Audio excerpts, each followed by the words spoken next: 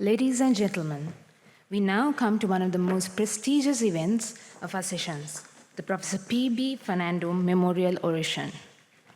This year's oration will be delivered by Professor Priyanga Ranasinghe, Professor in Pharmacology and Specialist in Clinical Pharmacology and Therapeutics, Faculty of Medicine, University of Colombo. The oration is titled, Translating Traditional Knowledge into Evidence-Based Herbal Medicine, the Case of Ceylon Cinnamon.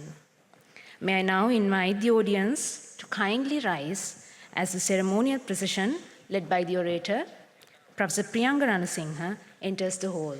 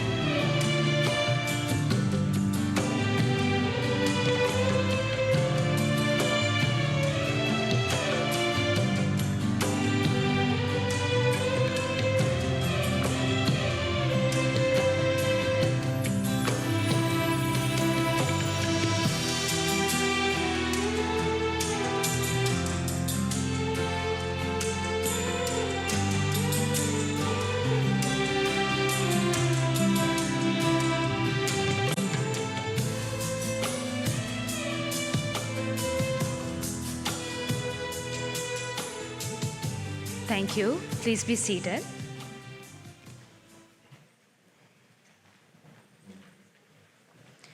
I now invite the orator, Professor Priyanga Ranasinghe, together with Vidyajyoti, Professor Prasad Katlanda, President of the Ceylon College of Physicians, and our two honorary joint secretaries, Dr. Lilanti Subasinghe and Dr. Praveen Veeratunga, to head the table.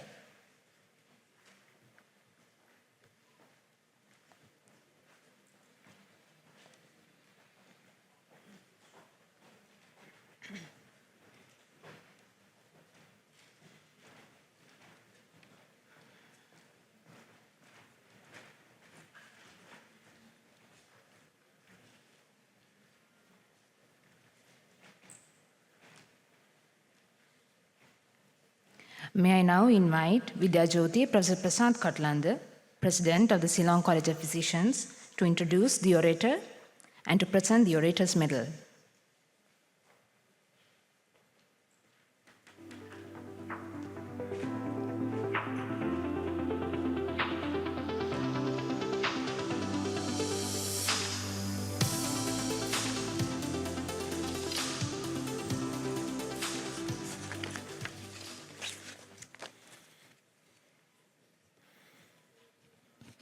Good morning, ladies and gentlemen. It's my great pleasure to welcome all of you to this prestigious P.B. Fernando Memorial Oration, which is conducted in the memory of late Professor P.B. Fernando, one of the greatest clinicians of yesteryears. And the P.B. Fernando Oration will be delivered by Professor Priyanga Ranasinghe. Professor Priyanga Ranasinghe is attached to the Department of Pharmacology, Faculty of Medicine since 2012 and works in the capacity of a professor in pharmacology. Having obtained MD in clinical medicine from PGIM, University of Colombo, he is the first board-certified specialist in pharmacology and therapeutics in addition to having a doctoral degree in the field of clinical medicine, and he also completed a doctoral degree in research, PhD, in 2018. Professor Ranasinghe graduated with MBBS, second upper degree from the University of Colombo in 2008, with 2 distinctions and a gold medal. Subsequently, he developed a keen interest in engaging in research to combat the non-communicable disease epidemic in Sri Lanka, which has become an important public health issue in the country. His primary research interests are in the fields of hypertension and diabetes, and conducting pharmacological and ethnopharmacological interventional studies aimed at their treatment and prevention. In addition, he is currently involved in numerous research projects in the field of pharmacogenomics. He has more than 150 research publications and 2 patents. His current H-index is 55 and he has over 37,000 citations. Among current full-time academics, he is currently the topmost cited researchers in all disciplines from University of Colombo. In recognition of these outstanding achievements, he has received over 30 different research awards, including the prestigious Committee of Vice Chancellors and Directors CVCD Lifetime Research Excellence Award for Most Outstanding Young Researcher in Health Sciences in 2014. Furthermore, he has received consecutive Presidential Research Awards since 2011 and University of Colombo Senate Award for Research Excellence in 2020. He was the recipient of the Vice Chancellor's Research Award for the University of Colombo in 2013. And Professor Ranasinghe has been ranked among the world's top 2% scientists in 2021, 22, and 23 lists of outstanding researchers prepared by Elsevier and Stanford University, USA. He is a young affiliate of the World Academy of Sciences for the Central and South Asia region from 2019 to 2023, being only the second scholar from Sri Lanka to receive this prestigious affiliateship in the field of medical health sciences. On a more personal note, Priyanga was my pre-intern research associate and subsequently was my PhD student. So I'm really proud today where Priyanga has been selected to deliver the prestigious P.B. Fernando Memorial Oration on where his the oration script was critically evaluated and selected by the panel of judges. And let me now invite Professor Priyanga Ranasinghe to receive the certificate and medal for the oration and also invite him to deliver the oration.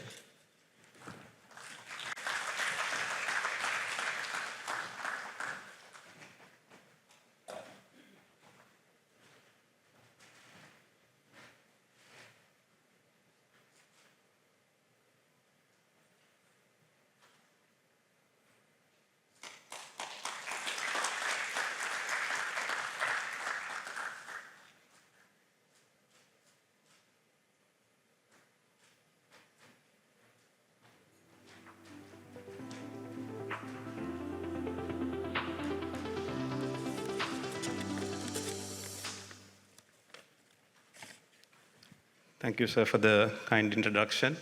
Vidya Jyoti, Professor Prasad Katulanda, President CCP, Secretaries of the CCP, Praveen and Lilanti, past presidents of CCP, members of the council, foreign delegates, all invitees, the family of Professor P.B. Fernando. A very good morning to all of you. First of all, I would like to start off by speaking a few words about Professor P.B. Fernando, in whose memory this oration is delivered. And I consider it a privilege to be delivering this oration today at the annual academic sessions of the College of Physicians. Late Professor Panagodage Bertram Fernando received his early education at St. Benedict's College, Colombo, and entered the Ceylon Medical College on a government scholarship in 1918. He qualified LMS Ceylon in 1924, thereafter joining government medical service and serving with distinction in many parts of the island. In 1930, he proceeded to the UK for postgraduate studies, training at University College Hospital, London. He earned his MBBS London in 1931, MRCP in 1932, and on his return, he contributed immensely to the clinical services as a visiting physician at the General Hospital, Colombo. and also a visiting pediatrician at the Lady Ridgeway Hospital for Children. A landmark in his career came in 1936, where he was appointed the first professor of medicine of the Ceylon Medical College. With the establishment of the University of Ceylon in 1942, he continued as professor of medicine in the Faculty of Medicine. He was later awarded the MD in 1951, and also in 1952 became the first Ceylonese to be elected FRCP.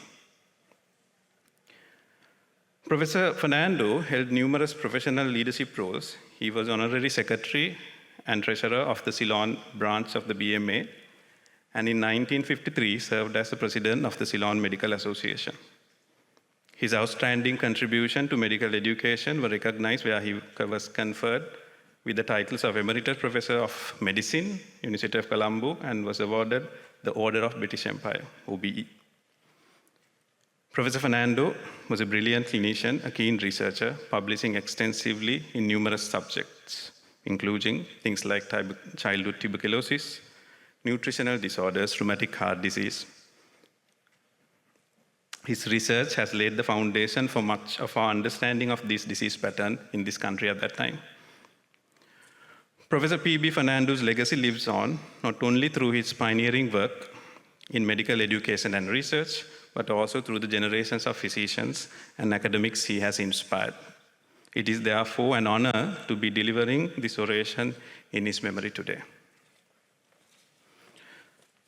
So let me move on to my oration titled Translating Traditional Knowledge into Clinical Evidence, the Journey of Ceylon Cinnamon. Let me take you back 100 years to start this off. Probably not many in the audience is familiar with this product called Redithor.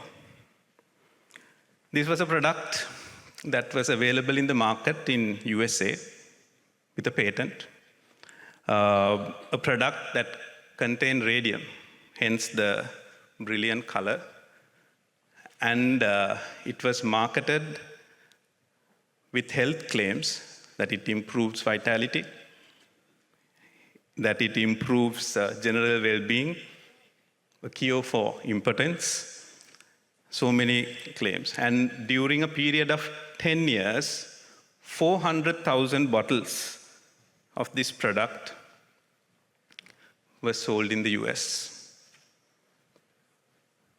And obviously, since it contained radium, people started developing toxicity.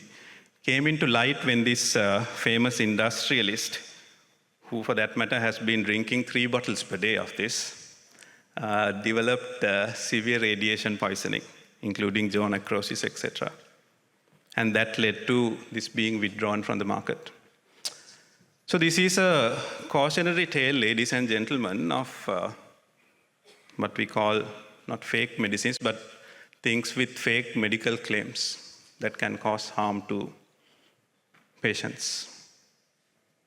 You would think 100 years down the line, we are more knowledgeable, there is evidence, and we will probably be not alluding to these kind of things in this day and age in the 21st century. Members who are here from Sri Lanka, I'm sure is familiar with this, but for the international delegate, this is during the COVID pandemic. A product was a decoction containing various ingredients, including herbals, was marketed as a cure for COVID, and this is the crowd that in the lower left-hand photo is the people gathered to get this.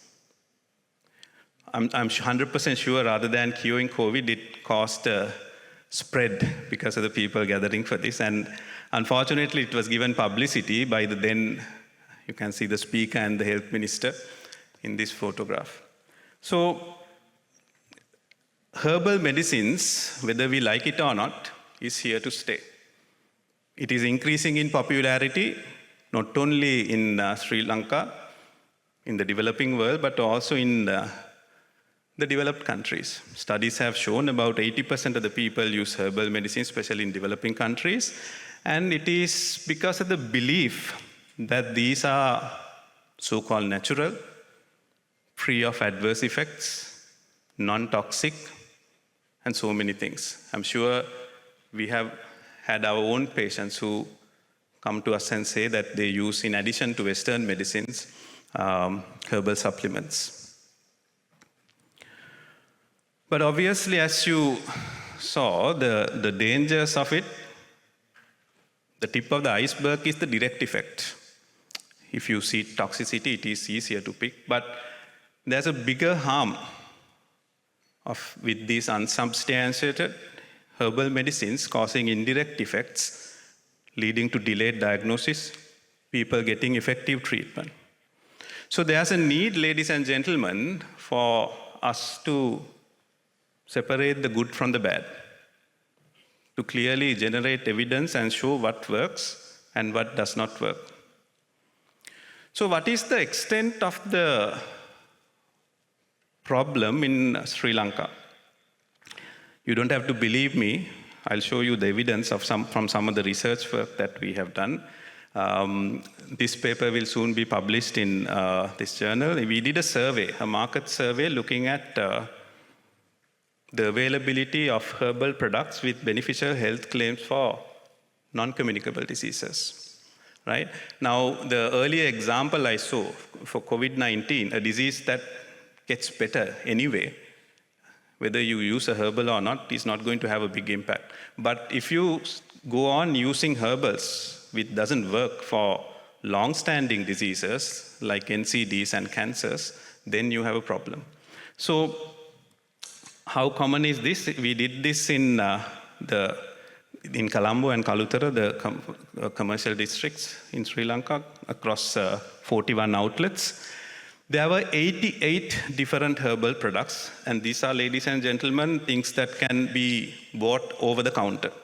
You don't need a prescription for this. You can just go to the supermarket or the Ayurvedic store or the pharmacy and ask for this product. This is available over the counter. There were a large number of ingredients, different herbals, including things like Camellia sinensis.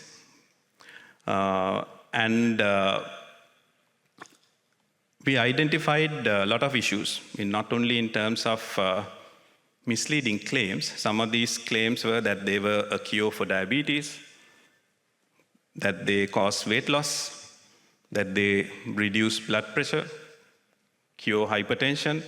There were so many misleading and vague health claims. In addition to that, there were gaps in the labeling. People were not told that these have adverse effects, implying that they were inherently free of any adverse consequences.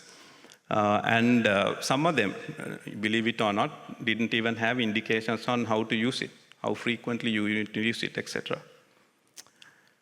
And you would think that these are cheap. We also looked at the cost.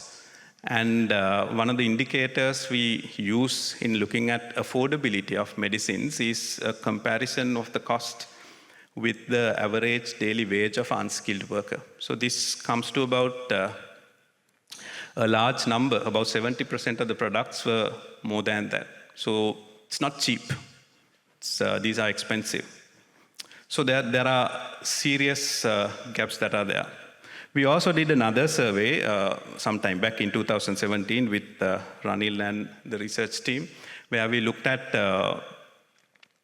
availability and composition of supplements, not only herbals for weight loss.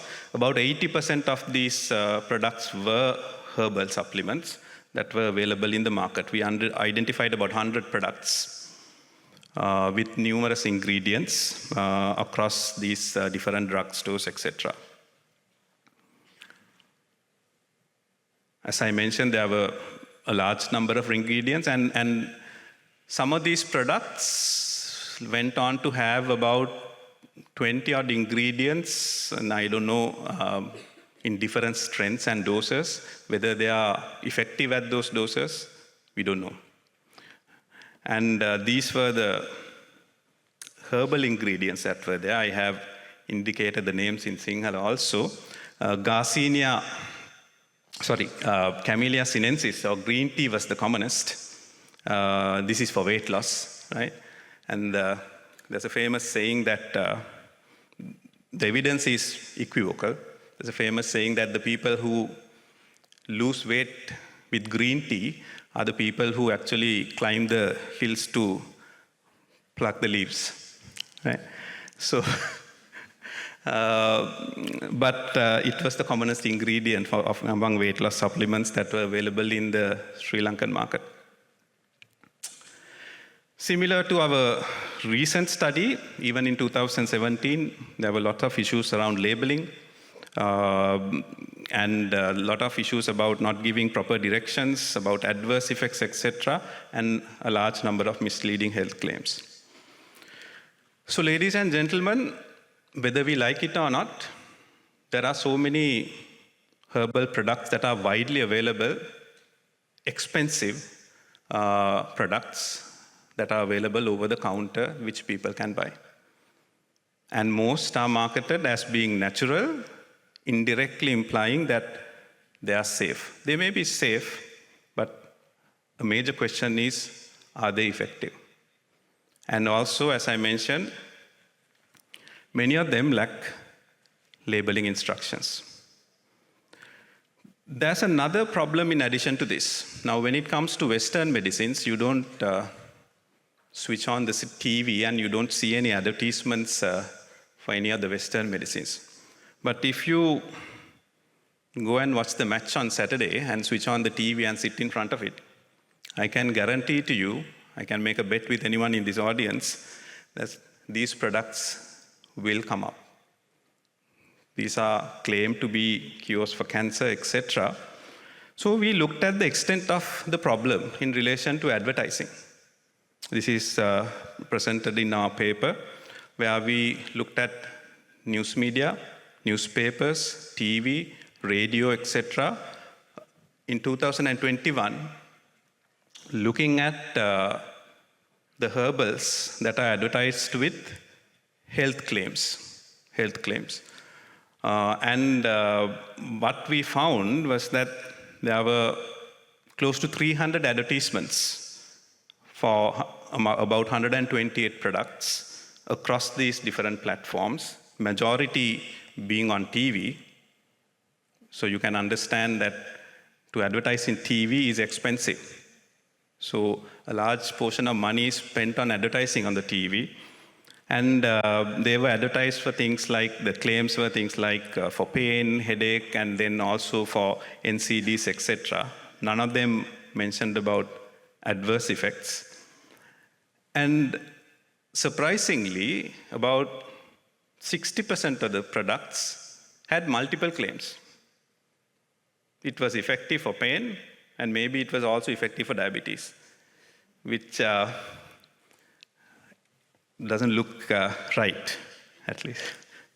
So these were some of the examples of the claims. Immediate pain relief, 100% results guaranteed. Where's the evidence? No adverse effects. Boost immunity, complete cure. Now, these are words taken from these advertisements, ladies and gentlemen.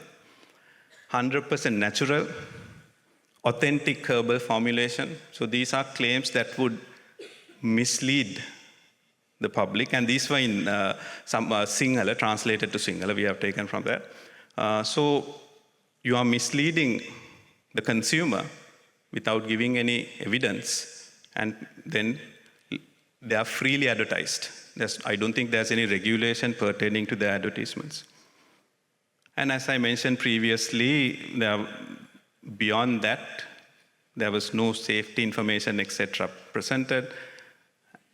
So these advertisements give a false sense of safety to the consumer.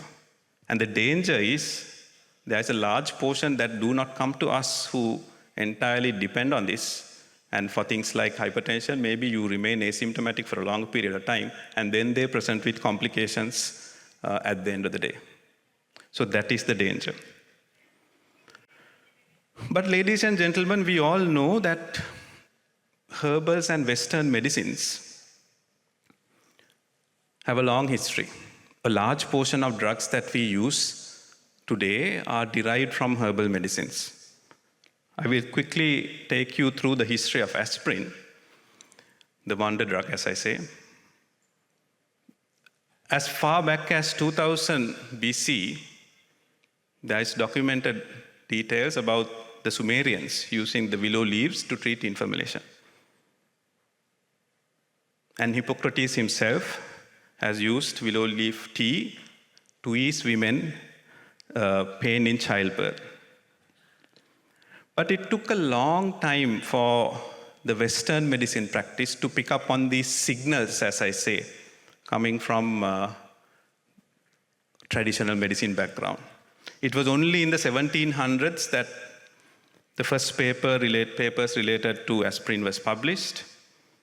The first clinical trials, which I have given the photograph, published in the Lancet, is in 1876. So, ladies and gentlemen, it took nearly 4,000 years for Western medicines to pick up on these signals coming from traditional herbal medicines. And the rest with aspirin, as I say, is history. We know what a wonderful drug it is. There are many other examples. I have given some here, where things have originated from herbals. So there's a need for us to be aware about these signals, coming from traditional medicines, which otherwise the wisdom will get lost with time. So there's a need for us to engage in research, generate evidence, and to separate the good from the bad. But the problem with these products is this. They have some evidence, the ingredients included in these products have some evidence in vitro of efficacy, but they have straight away translated from bench to bedside, skipping all of the other steps. So that brings me to the story of cinnamon, and I'll take you through some of the research work that we have done over the past, I think, close to 15 years. Our interest in cinnamon actually started with this paper published in Diabetes Care in 2003, where a group of researchers, if I'm not mistaken, from Pakistan, did a study among patients with type 2 diabetes and showed that cinnamon reduces their blood glucose. This study, ladies and gentlemen, was done using cinnamon cassia. Cinnamon has loads of varieties, but there are two primary varieties. One is the Chinese cinnamon, and the other one is Ceylon cinnamon. Of course, needless to say, 90% of the cinnamon available in the world market is the Chinese variety. Here I have highlighted two key differences. The Chinese variety has a large amount of coumarin, so as to say, there are some advisories issued in European countries that you should not be taking the Chinese variety on large quantities on a regular basis because it contains coumarin. And if you use it for a longer term, it's toxic to the liver. So although Chinese cinnamon may have shown efficacy in reducing blood glucose, there's a question whether we can use it regularly. So we were interested to see, when you take the Ceylon cinnamon, one of the differences in composition, it has negligible amounts of coumarin. So you can take it regularly. So we were interested to see whether Ceylon cinnamon has the same effectiveness to reducing blood glucose, then it can be used maybe as a regular supplement. As I have told you earlier, 90% of the cinnamon comes from China, and Ceylon cinnamon produced in Sri Lanka, with a little bit being produced in South India, is considered the true cinnamon.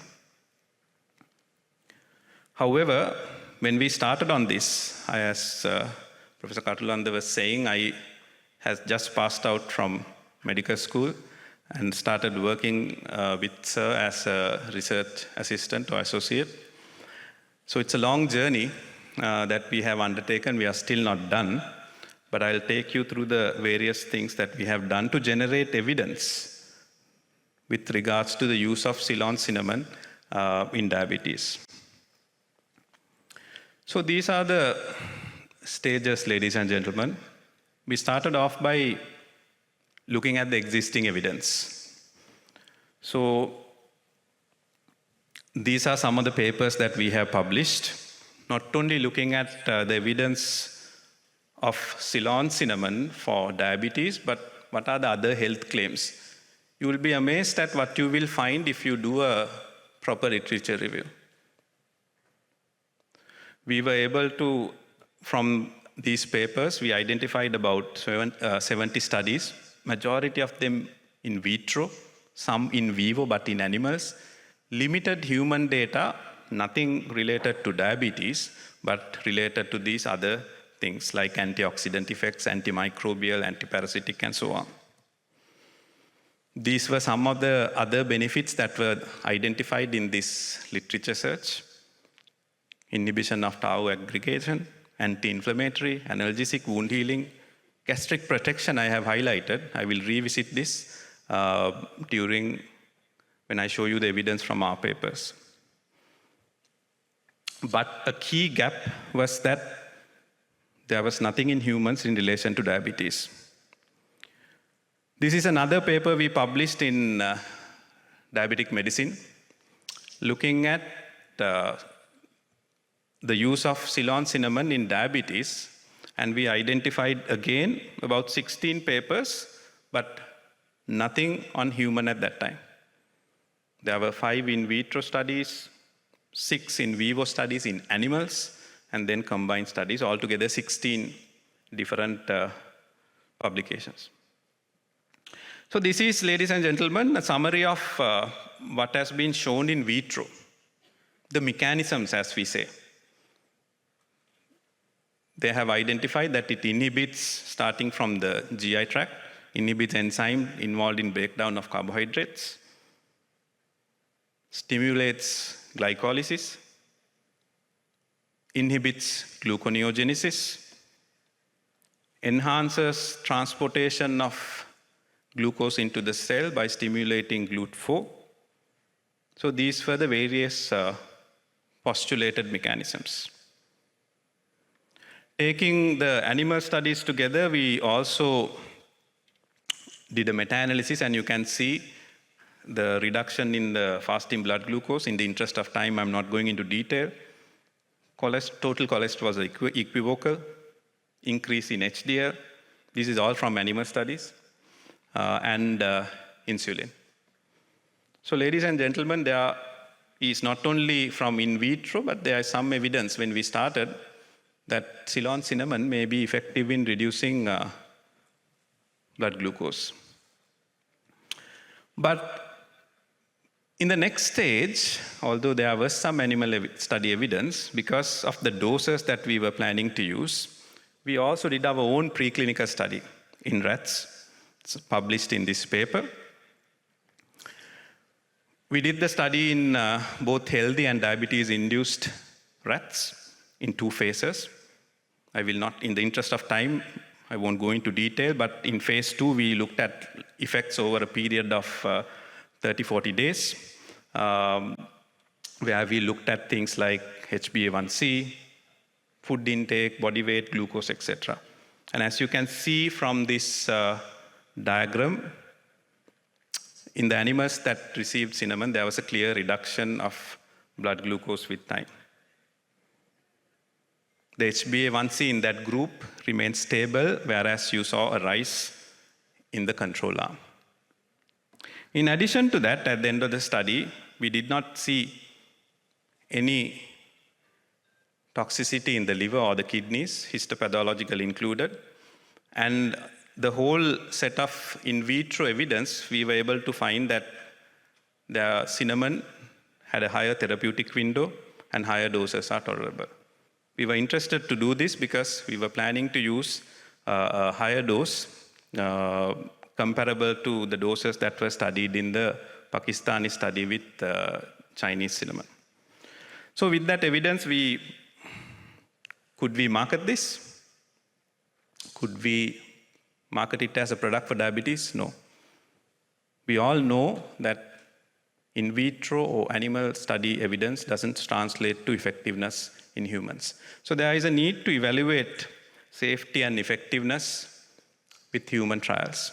But before going on to that, we needed to produce the cinnamon capsule. So you can see that in the picture given. It was a freeze-dried extract that we used with the help of ITI, Industrial Technology Institute in Colombo. And one of the key things that we did all these quality testing to ensure that the different batches that we used in the studies were equal, which is a requirement when we are doing these kind of studies in herbals. So with that, we proceeded to the human trials. We did a phase 1, the dose escalation study among healthy people, conducted over a period of 3 months, where we started off with 85 milligrams, went on to 250 in the second month, and then 500. These were equivalent to 1, 3, and 6 grams that was used in the Pakistani study. But of course, this was an extract, whereas they had used the crude cinnamon. And we enrolled 30 healthy adults, and you can see these were the parameters where we recorded. There was, again, in this study also, there was a reduction in cholesterol level, which was significant. There was no significant adverse effect. We were particularly keen to see whether there is anything in the liver because of the concerns regarding coumarin. But you remember, if I highlighted at the beginning the gastroprotection. In this study, one of the adverse effects few participants encountered was dyspeptic symptoms, which was also seen in the next phase, which is this particular study, which is a randomized control trial that we did in patients with diabetes. In this study, ladies and gentlemen, we randomized patients with diabetes into 3 groups.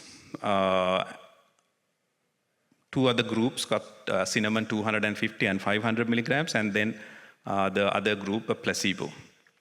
We followed them up over a period of 4 months, and we looked at glycemic parameters, insulin resistance, lipid parameters, and of course, safety. And you can see clearly that in the cinnamon groups, there was a significant reduction in the fasting blood glucose, HbA1c, improved insulin resistance, and also a reduction in total cholesterol and LDL cholesterol with the higher doses of cinnamon that is used. In this particular stage, we didn't observe a significant reduction in blood pressure, although it was seen in the earlier phase of the study. And here also, 3 of the patients developed dyspeptic symptoms, which was a concern. So you can see the discrepancy between whatever in vitro findings or animal study findings or whatever, and when we translate into human studies, the differences that we see. Other than that, we did not see any other significant adverse effects.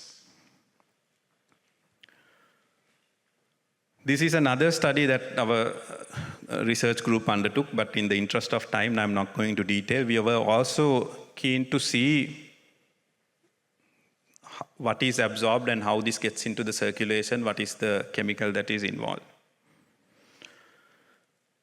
So with regards to cinnamon, ladies and gentlemen, you can see over a period of many years, more than a decade, we have followed different stages, different steps, starting off from looking at existing evidence, then proceeding on to developing a product, following quality standards and parameters to ensure that they were uniform across batches when we were going into human studies, and then starting off with healthy human studies and then going on to randomized control trials. And during this process, we observed a beneficial effect on reducing cholesterol and also in the diabetic group, a reduction in their blood sugar. But our work is not complete, as I said. After the clinical trials, we were able to obtain a patent in Sri Lanka. And work is still going on, ladies and gentlemen. We are trying to further evaluate active compounds. We are looking at conducting a further larger randomized control trial, a phase 3, looking at further establishing efficacy and also to study mechanisms. So this process, unfortunately, is long. I started this, as I mentioned earlier, in 2009-10 when I was a pre-intern before starting internship. Now I am a professor at the same university and still the work is going on. So it takes time. But beyond conducting the research and generating evidence, you can see the amount of work that has been undertaken in this project. It has resulted in about 16 publications, which include both the clinical trials, generating primary evidence, and also looking at literature and generating synthesis of secondary evidence, PK studies, preclinical trials, in vitro studies, and then we have been able to obtain a patent. Our work has been widely cited, more than 1,500 citations, and the team has been recipients of numerous research awards, and including Presidential Research Awards. But beyond that, ladies and gentlemen, we have been able to give a value addition to the industry.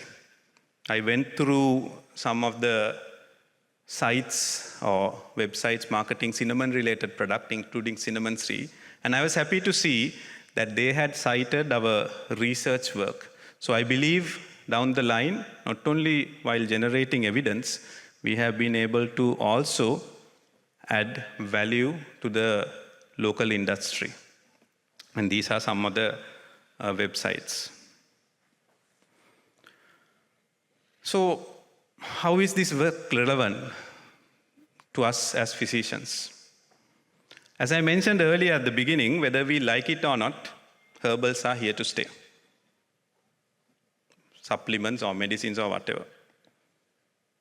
As I have shown from our research work, they are freely available, freely advertised.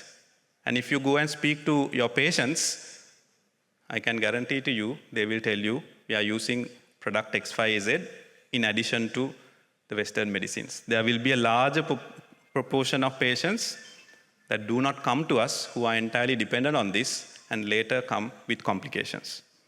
So but as I highlighted, we have a rich tradition. We should not let the wisdom or the positive signals disappear with time.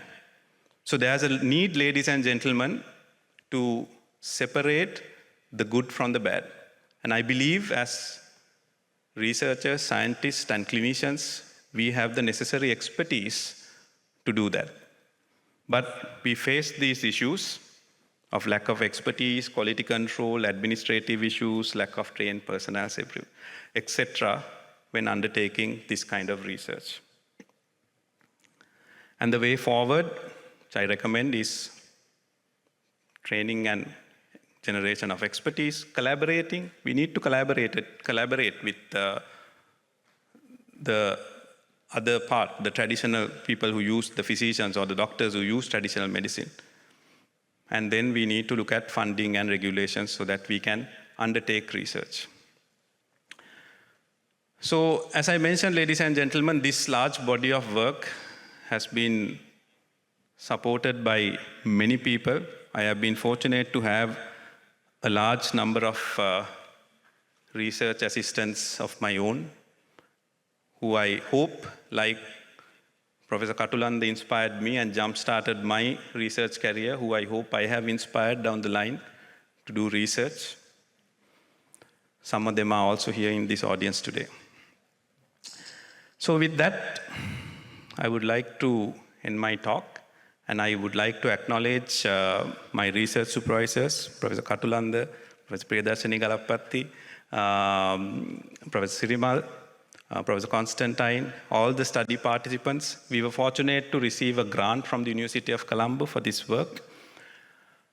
As I mentioned, I have had a strong team of research assistants and research collaborators, including Ranil and Chaturanga. I thank my staff at the Department of Pharmacology. I thank my family, friends, loved ones, and well-wishers who have been a strength during this research work. So, ladies and gentlemen, I leave you with these two thoughts. We need to respect science while exposing lies, but we need to protect the wisdom that is there so that it doesn't disappear with time. Thank you very much. Thank you, Priyanga, for that excellent oration. And again, let me call upon all of you to show appreciation for this oration for Priyanga. Ladies and gentlemen, now we will break out for tea, and I think the organizers will make the announcements.